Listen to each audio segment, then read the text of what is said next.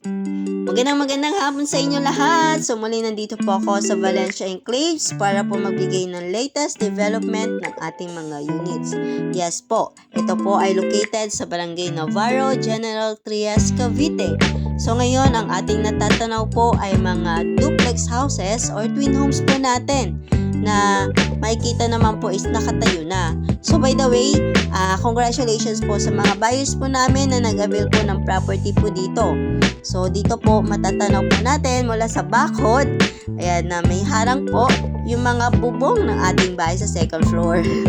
So by the way, hindi po kami allowed na pumasok sa loob, pero by this way po may pe-present po namin na talagang nakatayo na po yung mga duplex houses po natin dito.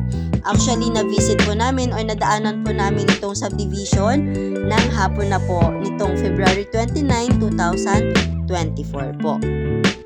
Kung tatanungin niyo po ako kung may available pa po dito, ngayon po is sold out na po. But the good thing po, meron kaming newest phase na may open po sa Tanza, Cavite. Yes po, sa Tanza, Cavite, along highway po ito ng Antero Soriano Highway. So, meron po tayong promo discount na nasa 432,000. So, meron po tayong 5% down payment which is 180,000. Then, the reservation fee is only 10,000. So, ang magiging na down payment po natin is nasa 170,000 po. Nahulugan po na babayaran sa loob ng 12 months po. So, ang magiging monthly down payment is nasa 14,000 plus po.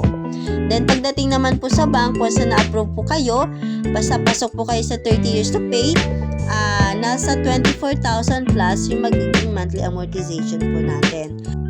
So, for my next video po, ipapresent ko po sa inyo yung mismong phase kung saan po itatayo po yung mga duplex houses or twin homes po natin. So, by the way, I'm Ms. Stephanie Francisco, under license broker based in Cavite. So, muli, maraming salamat po sa panonood ng aking video. So, please don't forget to subscribe and click the notification bell para po maging updated po tayo sa mga susunod na videos. So, muli, maraming salamat po.